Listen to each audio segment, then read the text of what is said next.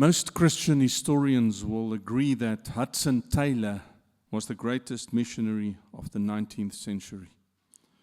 Hudson Taylor was deeply committed. He left everything behind, his home England, for his comfort, his community. He left it all and took the gospel to China. In 1854, at the tender age of only 21, he left for China and started CIM, China Inland Mission, where he served for 51 years. But despite all his devotion, sweat, and hard work, in the first 15 years as a missionary in China, he struggled. He struggled with sin, with weaknesses, and with spiritual dryness. And the more he tried to live the Christian life, the more he felt like he was failing. He tried to pray more, he tried to work harder, he tried to examine himself constantly, but nothing seemed to bring him peace or joy for 15 whole years. He later wrote that he felt like a man who was trying to get stronger, trying to be more, trying to achieve, trying to get closer to God by working and working and working and trying to become what he knew he should be by striving harder and harder, but he just could not get there, he said. But one day, 15 years into his stay in China at the age of 36, while reading a letter from a fellow believer and friend, everything changed. He realized something that would transform his life. He realized something extremely, extremely important. We'll get to that. But this, beloved, this is not just Hudson Taylor's story. This is exactly what Paul is praying for the Ephesians in our next major section, in Ephesians 1, verse 15 to 23. We have finished verses 1 to 14, where we discussed from 3 to 14 the work of the Father, or the will or decrees of the Father, the work of the Son, and the Holy Spirit in salvation. Today we will start with the second part. Today we'll start with the second part of Ephesians 1 and the last verses in chapter 1, and that is verses 15 to 23, where Paul now prays for the Ephesians. He sees the Ephesians' love and faith. He prays a prayer of adoration and thanksgiving to God for his absolute surpassing greatness. Now these 9 verses, let's look at some background, are the second of 8 very long Greek sentences in the book of Ephesians. It is the third longest sentence in all of the Pauline letters, or the Pauline letters, following Ephesians 1, verse 3 to 14, what we looked at last time, and Ephesians 3, which explains the mystery of the inclusion of the Gentiles. So our passage today is the third longest, actually in the whole of the New Testament. 8 of the 10 longest sentences in all of Paul's writings are found in Ephesians. Paul's long sentences are not accidental. They are used to express vast theological realities, whether in prayer, as our text today, or in sweeping doctrinal sections such as salvation in our previous section, or in developing a single unified argument. So this reveals that certain truths are inseparable in Paul's thinking. It must be one sentence because it's one truth. The central idea of this passage for today is Paul is praying that believers would truly know God and grasp the greatness of his power displayed in Christ. So put simply, after the great explanation of salvation in Ephesians 1, 3 to 14, how should the believer respond? How should we respond to that salvation? And Paul describes that response in a prayer of spiritual understanding that we may truly know God and grasp the greatness of his power. Let's read this long sentence together. Ephesians 1, verse 15 to 23, our text. For this reason too, I, having heard of the faith in the Lord Jesus, which exists among you, and your love for all the saints,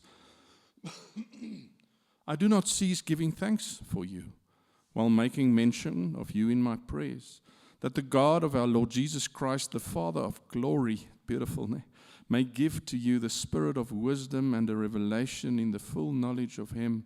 So you see, he's praying that they will know Him, that they will realize what He's done. Verse 18, so that you, the eyes of your heart, having been enlightened, will know what is the hope of His calling, what are the riches of the glory of His inheritance in the saints, and what is the surpassing greatness of His power towards us who believe, according to the working of the might of His strength. Verse 20, which He worked in Christ by raising Him from the dead and seating Him at His right hand in the heavenly places, far above all rule and authority and power and dominion and every name that is named, not only in this age but also in the one to come. And He put all things in subjection under His feet, and gave Him as head over all things to the church, which is His body, the fullness of Him who fills all in all. That's a mouthful. We will divide this one sentence, the third longest sentence in Ephesians. We will divide it in the following preaching outline. The reason for the prayer in verse 15, and then secondly, 16 to 23, the prayer itself. And that will divide, verse 16, the attitude of the prayer. It's thanksgiving, remembrance. Secondly, the requests of the prayer, verse 17 to 18a, that they'll have a deeper knowledge, that they'll have a spiritual illumination, that the eyes of their hearts should be enlightened.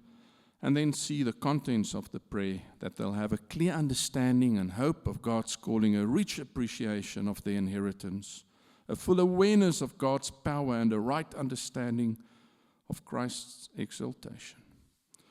Today, you see, as we read these verses, we will only cover verse 15 today. The reason for the prayer is thus just too much in this section.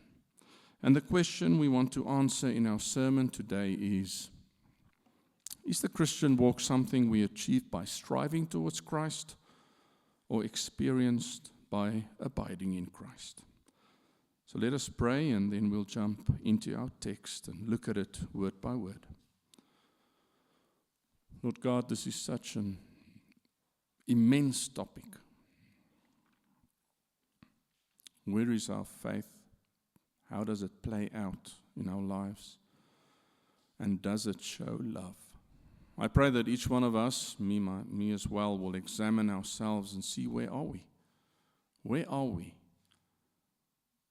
How does our faith look like, and our love for others? Thank you, Lord God. Amen. So let's start with the first point, the reason for the prayer. And the first part of verse 15 reads, for this reason I too. So this is one long sentence in Ephesians 1:15, but it doesn't stand alone. It flows out of Ephesians 1, verse 3 to 14, the longest sentence in the New Testament.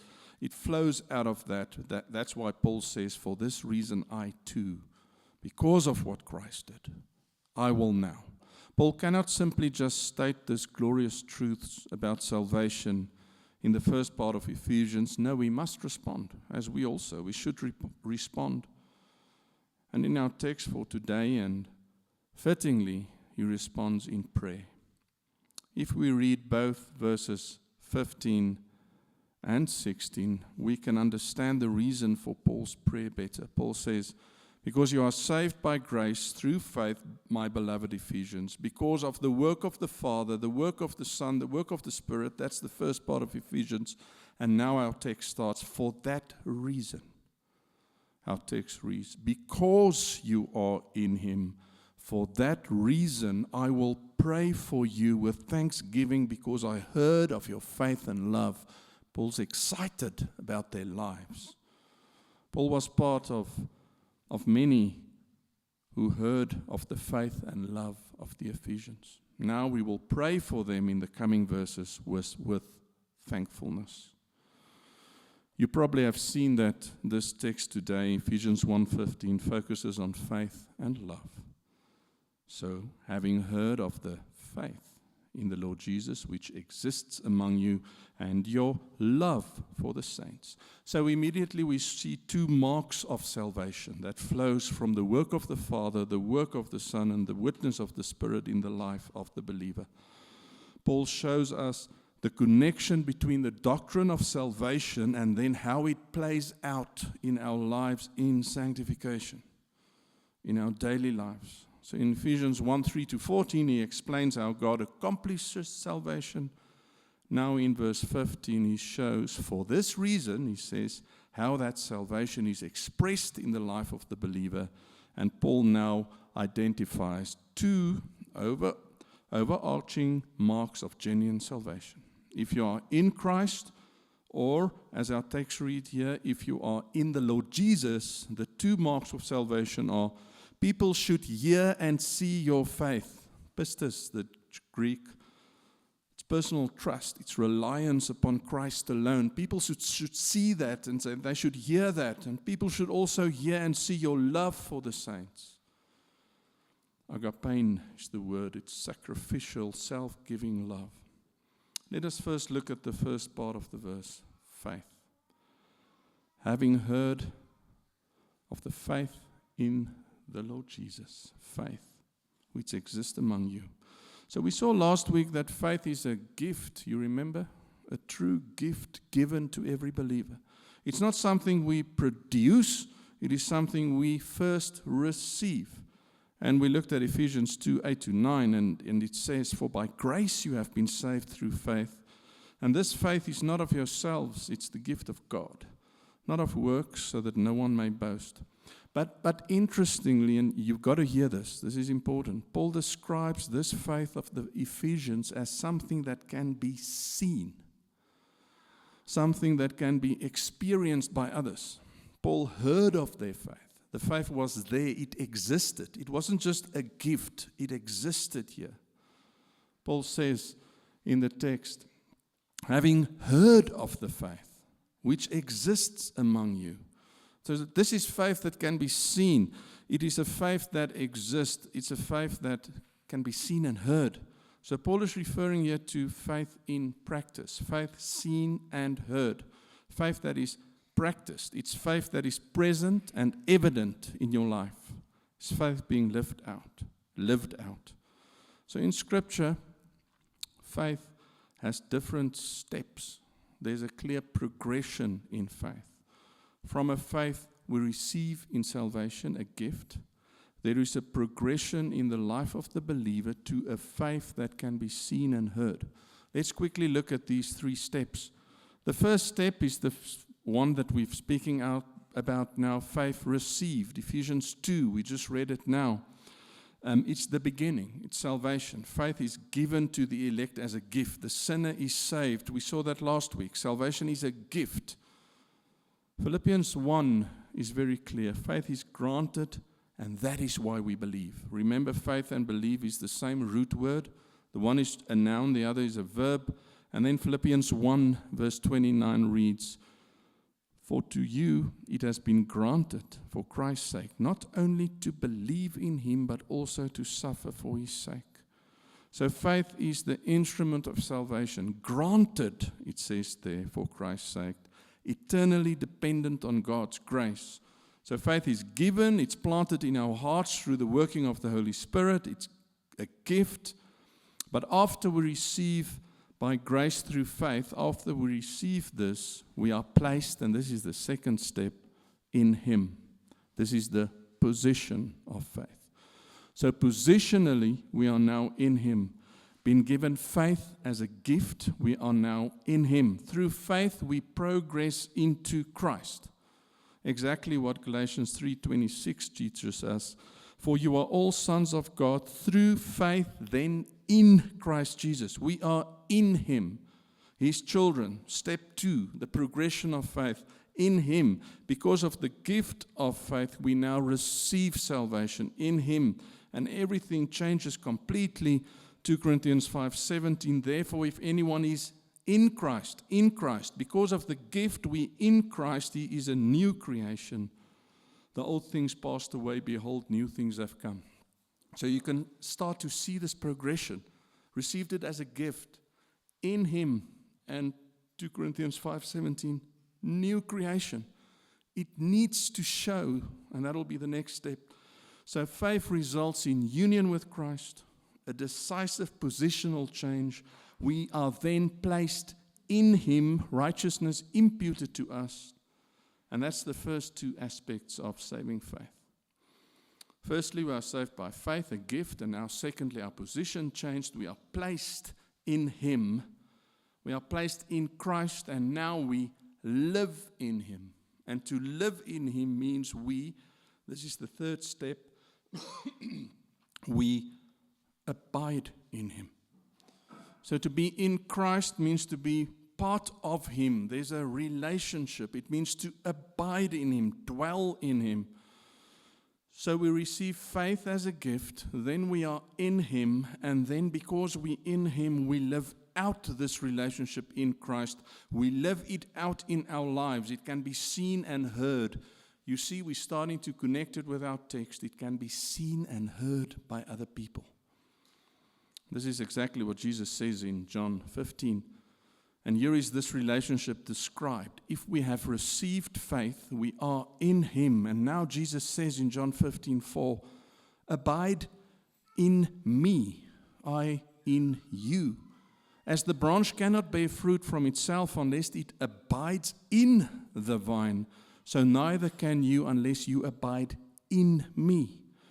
I am the vine, you the branches. You abide in me, and I in him. He bears much fruit. Apart from me, you can do what? Nothing. So how does this faith we received as a gift and the fact that we are positioned in Him, how does it look in the life of the believer? Well, this text is clear. It bears fruit. It shows that there's a relationship. We abide in Him. We are in Him. Therefore, we now abide in Him. And this is the third step. Abiding is the ongoing experience of remaining in Christ after conversion. And it's a command. Jesus commands it. Abide in me, He says. You received faith. It's a gift. You are now in me, He says in John 15, positioned in me. Now thirdly, abide in me, Jesus commands. The Greek verb meno, the root is meno. It means to remain, to stay, to continue.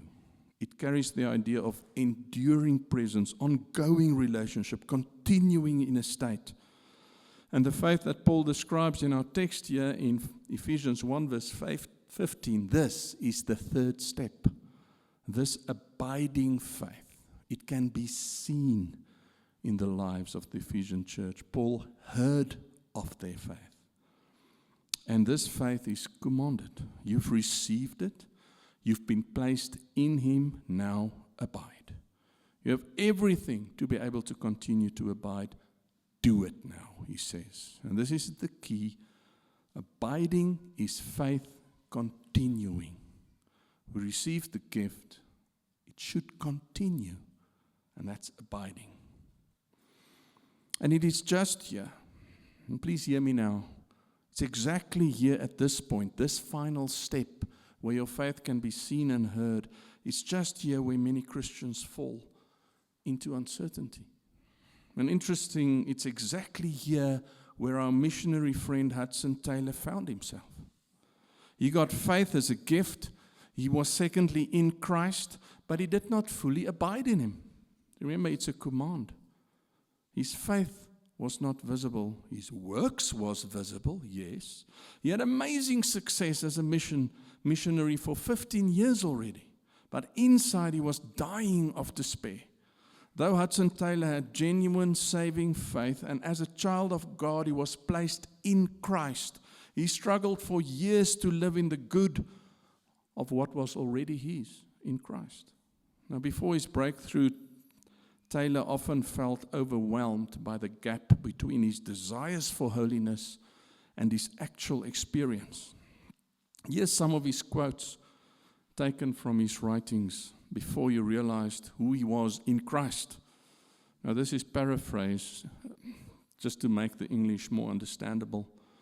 Often I am tempted to think that one so full of sin cannot be a child of God at all. If I am a good man, I'm not a good man. I've been such a poor, faithless servant. I felt the need to get closer to God, but felt I was getting further away. I am no better than before. I am as capable of sinning as ever. I used to try to keep my own heart right, but it would always be going wrong. So at last I had to give up trying myself. And then he says, I will not abide. My mind and body will not bear more than a certain amount of strain. I was so discouraged that I confessed to my wife Maria that I wished I could die. He says, I felt the need for more personal holiness, but knew I was powerless to attain it. And he said, lastly, each day I woke up resolved to read the word, pray, meditate more diligently, but then the pressures of duties and constant interruptions would cause me to forget Christ.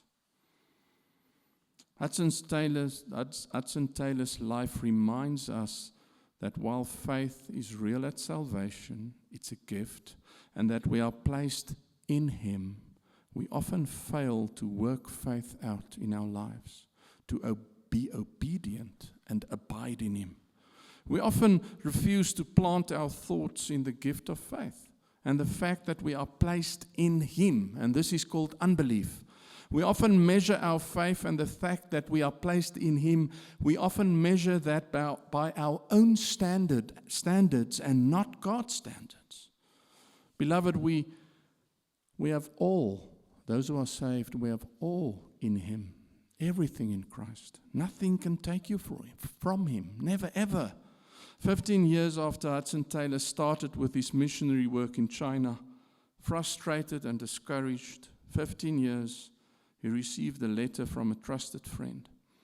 In the letter dated September 4, 1869, his friend John McCarthy wrote to Hudson Taylor, explaining John 15, this abide in me, explaining it and the meaning of abiding in Christ.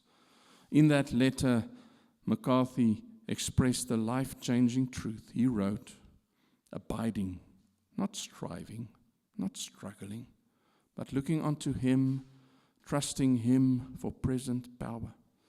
McCarthy himself had come to the realization that the Christian life is not sustained by striving, but by abiding, staying in Him, resting in Him. Power for our sanctifications comes not from our own effort, but from the union with Christ in Ephesians 1:3-14. Faith is strengthened not by trying harder, but by resting in the faithful one, because you are already in Him. Now, in that letter, McCarthy also made this profound statement.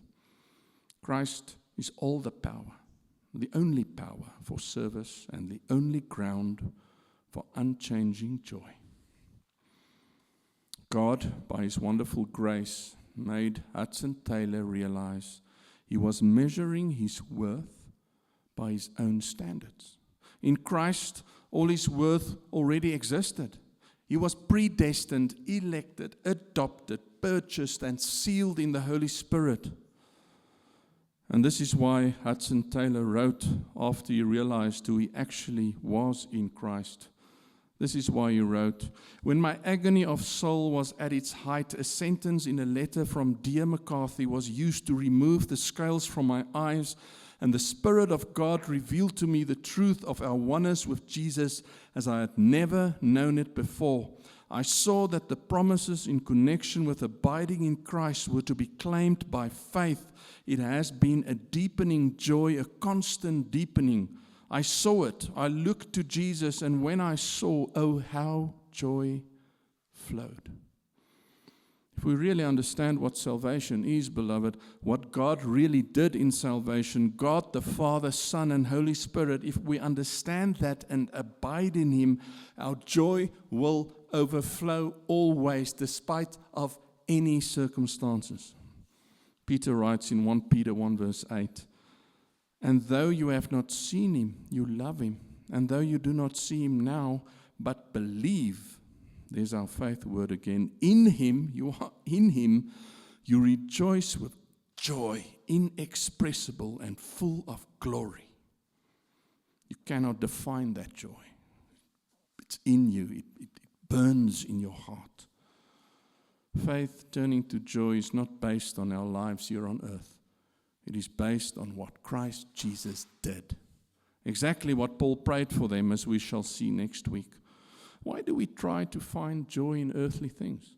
Why do we try to find joy and comfort in the limitations of this world? Why do we determine our joy based on our circumstances, or based on our works, or what happens around us, or on politics, or the economy, or a war somewhere? Beloved, you will always be discouraged when you seek joy in earthly things. Always. Always. Nothing will ever be perfect here on earth. You should not expect lasting joy from earthly things. There will be heartache. There will be sorrow. There will be difficult times. There will be worry. You may struggle with relationship, with your children, with your work, with illness. But if we abide in Him, then we will always have joy. Walking with Him, that's joy. Then our joy will be solid, a solid foundation. Then you can say, my joy is complete because I walk in Him, I abide in Him, because of the gift of faith I received, and now others can see it and hear it. And then this everlasting joy will fill your heart, your life, and everything here on earth will finally make sense because it's about Christ and not about you. Jesus says, just after He explained that we should abide in Him, in same John 15, He says, these things I have spoken to you so that my joy may be in you and that your joy may be complete. And as we walk in Him, everything else begins to fade because of His absolute beauty. Joy is found in His presence. David also found this joy in Psalm 16:11. You will make known to me the path of life. In your presence is fullness of joy. In your right hand there are pleasures forever. Abiding in Him, that's our aim. That should be your prayer. We will have joy everlasting, and this joy will spread into our homes, into your daily life. Your faith will be seen by people around you. Your faith will not be, if you're up, people can see your faith. If you're down, they can't see your faith. Okay, we are given faith. We are in Him. Now our faith must be seen in our walk. We must abide in Him. But how? How do we do it? How does it happen? It is depending on Christ daily, resting in what He has already done, drawing life from Him moment by moment. It is waking up each day and saying, Lord, I cannot do this, but You can. I rest in You because I am in You. And then remind yourself there of every day, every hour, every minute, and if necessary, every second. And when we abide like that, not striving but trusting, joy will flow. Not because our circumstances changed, but because we are walking with Christ. And that, beloved, is exactly what Paul sees in the Ephesians. Faith in the Lord Jesus. Faith that is not only received, but now being lived out. Step 3, they abide in Him, being seen and heard. That gift we received at salvation places us in Him, and people must be able to see it and hear it. Abiding is not trying harder. It's trusting deeper. It's a realization that what we have in Him. It is understanding Ephesians 1 verse 3 to 14. What salvation is. It's understanding what God planned in eternity past. We're blessed with every spiritual blessing. We are chosen in Him. We are predestined to adoption. We are accepted in the Beloved. It's understanding what Christ accomplished in history. Redemption, forgiveness, grace, His revealed will, all things summed up in Him, an inheritance. We are made to the praise of His glory. It's understanding what the Holy Spirit promises. We hear the word of truth. We believe in it. We are sealed with the Holy Spirit and given as a pledge the Holy Spirit of our inheritance. We saw that last week. And all of this, planned by the Father, accomplished by the Son, and applied by the Spirit, was done because of His love for you. Please listen to me. You are in Him. You are in Him. In Him. You cannot by your works get into Him. You cannot get closer to Him because you already are in Him. You're already there, chosen in Him, redeemed in Him, sealed in Him. And because you are in Him, you will now live for Him. That's step 3. You abide in Him. Paul explains this so well in Romans 5, 1-2.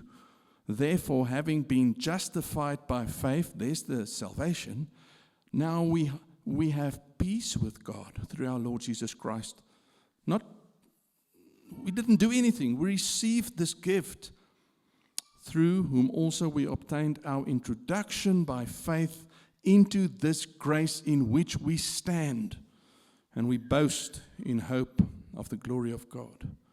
We are in Him. You have peace with Him. You stand in Him in faith, it says here. You boast in Him. You hope in Him. Paul explains the abiding so beautifully here. It says, the faith in this grace in which we stand. Abiding. But so often we live as if we are still at war with Him. As if we must sort of still earn His favor. As if we must still prove ourselves somehow, as if we must somehow still gain His love, as if we need to hide away from His face in shame now and then. And that's exactly where we go wrong. Exactly like Hudson Taylor. We try to earn what has already been given. We try to work for what Christ has already finished. We try to gain the love that has already been poured out upon us. That's not faith, that's unbelief. We are placed in Him. Therefore, we are never condemned. Romans 8, 1-5 explains this.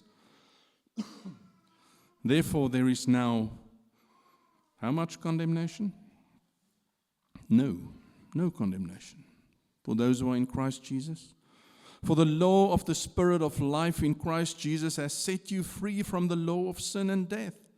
For what the law could not do, weak as it was through the flesh, God did, sending His Son, His own Son, in the likeness of sinful flesh as an offering for sin.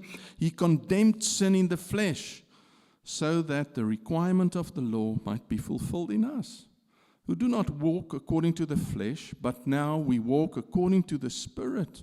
This is abiding, and where our mind will be. For those who are according to the flesh set their minds on the things of the flesh, but those who are according to the Spirit, the things of the Spirit. Don't live according to the flesh. Hudson Taylor did. He struggled. He was depressed. He let every speed bump in the world affect him deeply. His mind was on earthly things. Faith says Christ is enough. Faith rests. Faith receives. Faith abides. You cannot work for your position in Christ. He already did it all. You do not obey to become accepted. You obey because you are accepted.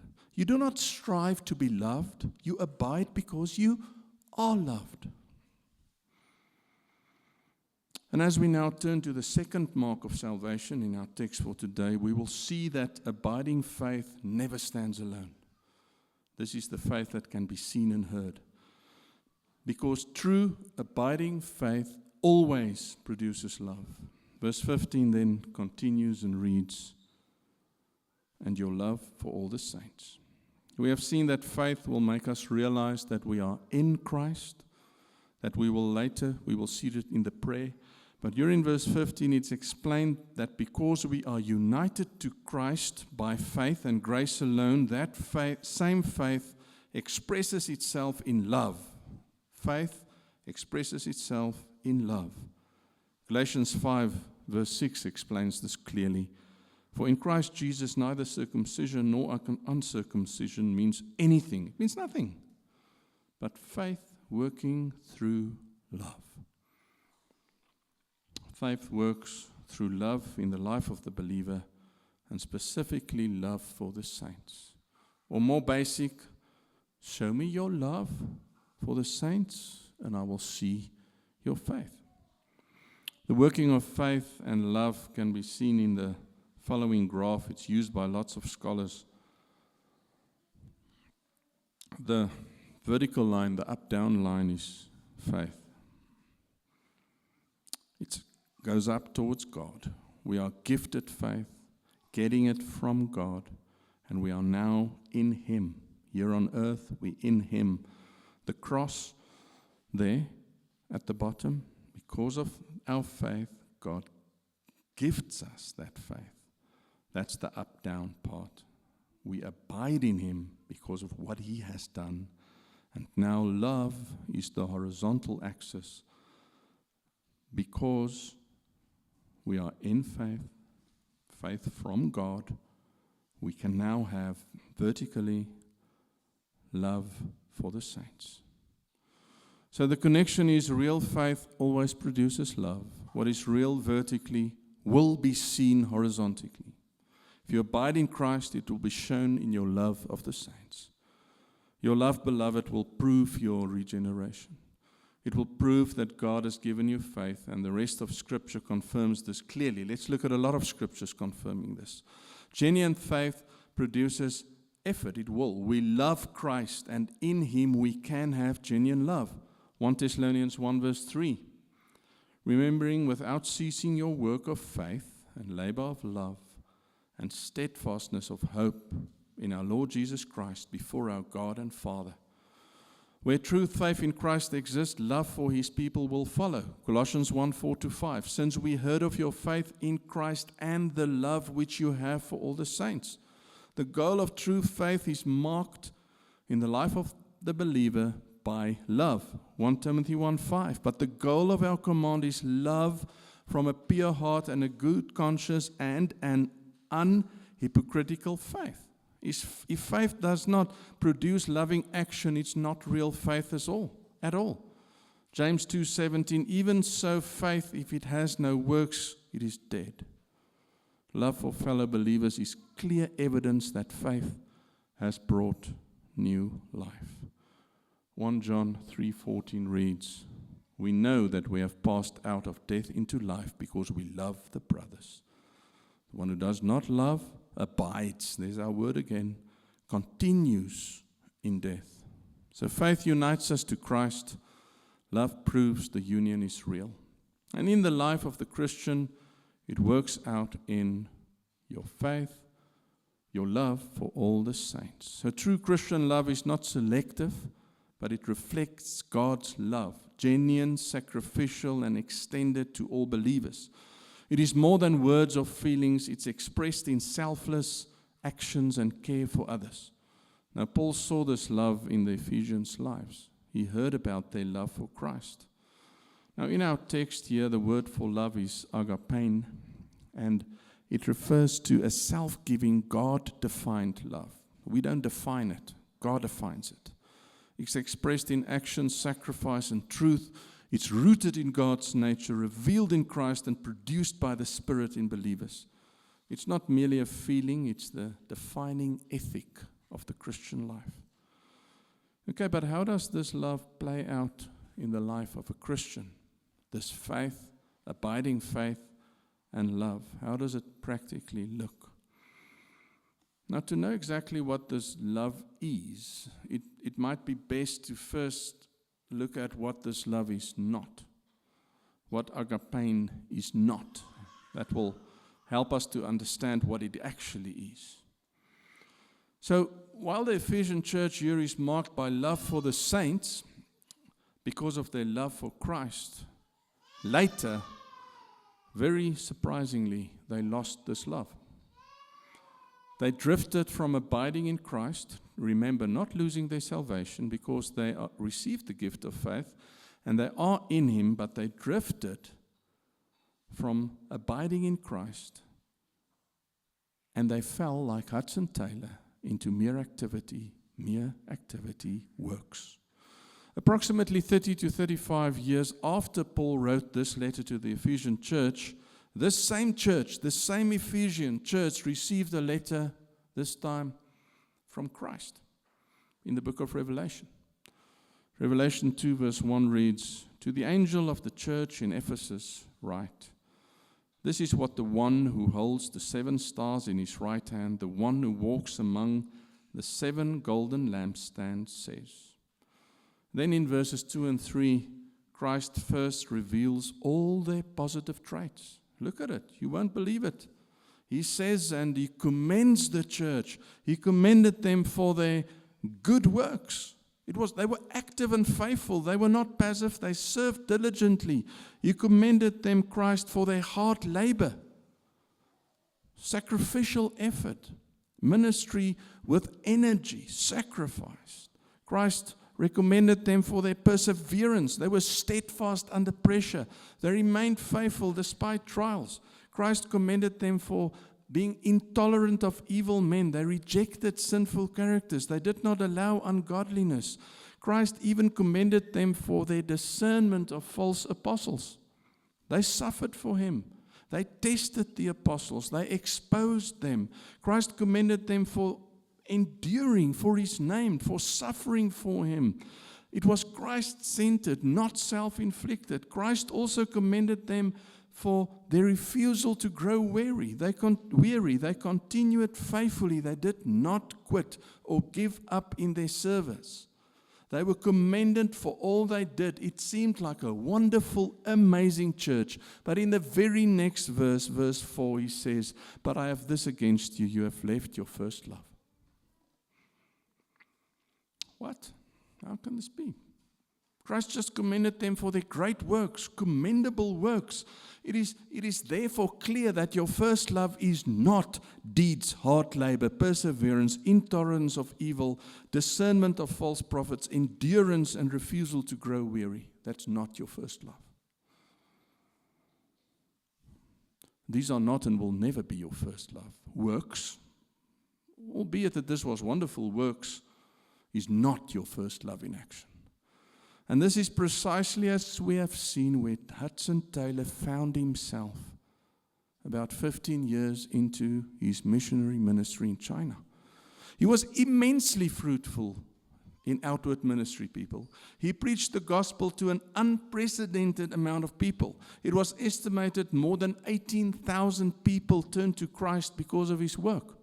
He labored tirelessly under immense pressure and suffering. His first wife and 5 of his 9 children died. But he continued for 51 years. He demonstrated remarkable endurance and sacrifice.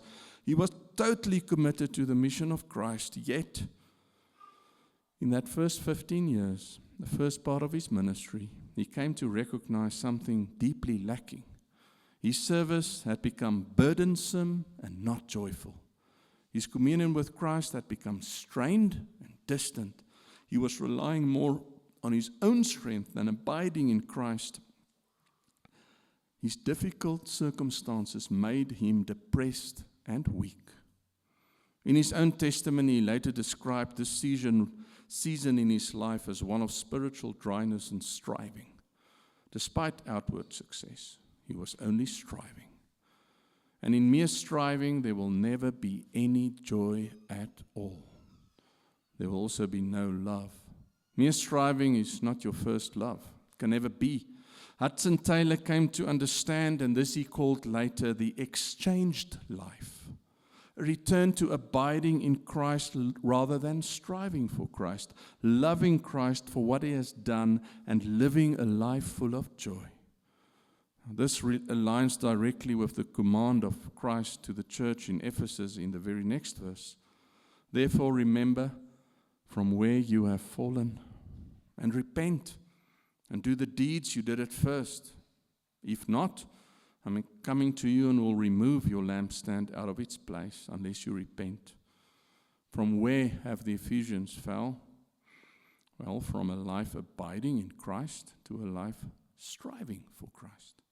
They disregarded the direct command from Christ, abide in me, Jesus said in John 15. And what happens if you strive and not abide? You lose your first love. 1 Corinthians 13, 1-3 is so clear. If I speak with the tongues of men and angels, that means if I know all languages in the whole world, I have all wisdom, everything, even outside of this world, and I do not have love, I'm a noisy gong or a clanging cymbal. God may still use you. There'll be no joy. Nothing. You'll have a few ticks. I've done this and this and this. But dong, you're a clanging cymbal. And if I have the gift of prophecy, I can preach and say eloquent words and know all the mysteries and all the knowledge. And if I have all faith so as to remove mountains, but do not have love, I'm nothing. Remember, it says faith works out into love. And if I give all my possessions to feed the poor, if I surrender my body to be burned and do not have love, it profits me nothing. I can be the superhuman. People can look at me and say, that's a real Christian. Because they look at your works. People, let's look at Christ's, at his works. Do you see what is missing in many Christian lives? Not activity, but love. Love.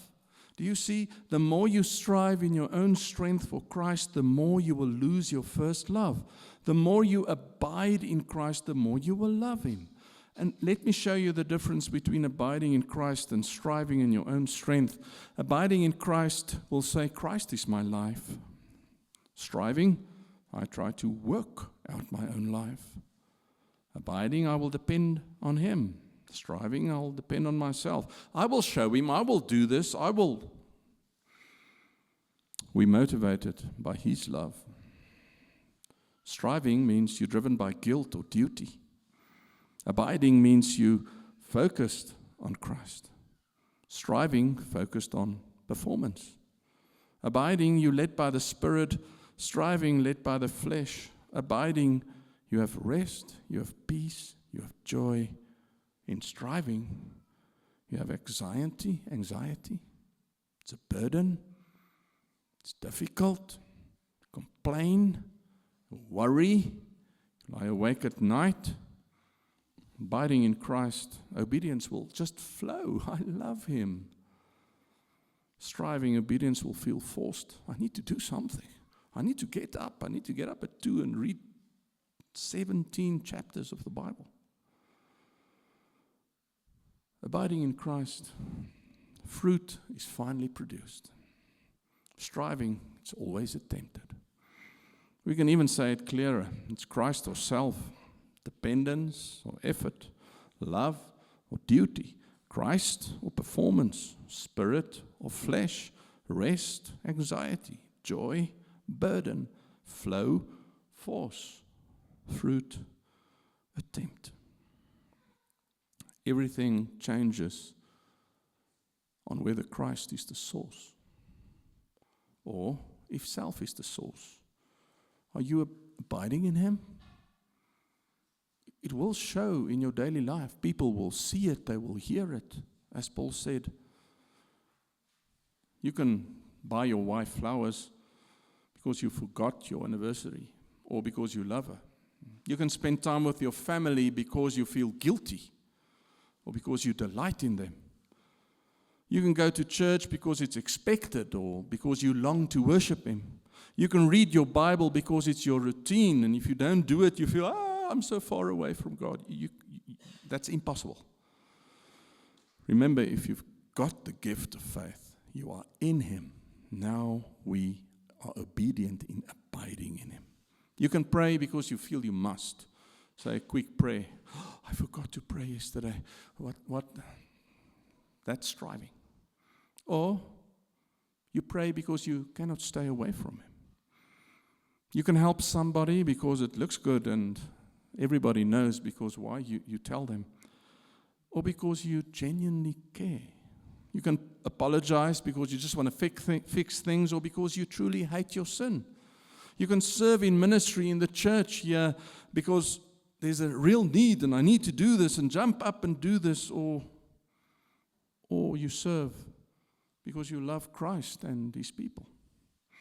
The Ephesian church in chapter 1, they abided in Christ. They had this love. It was seen by Paul and others. The same Ephesians in Revelation 2 lost this love. And the difference was not activity, but affection for Jesus. True salvation is seen in faith that works through love. Let's go and take stock of our lives this week. Are you like Hudson Taylor? Christianity had become burdensome rather than joyful. Communion with Christ had become strained and distant, relying more on your own strength than abiding in Him. Are you sometimes a bit discouraged, disheartened, or downhearted? Remember, you are already in Him. You can do nothing. You are in Him if you are saved. You cannot lose that what he worked and accomplished in you. He died for you. He took your sins on His shoulders. Let's return to Him. Stop striving. Start trusting. If you love Him, maybe it will have the same end. You'll do the same things. But you'll do it out of joy, out of a calmness, out of peace, out of love for Him. If you cannot remember what it even means to abide in Him, if you cannot grasp what it is to love Him and to love others, if you struggle, please come next week and we will discuss verse 16 to 23. It will give us a detailed reminder. You do not strive to be loved. You never strive to be loved. You abide because you are loved. You are loved in Him. Let us stand and we'll sing the last song together.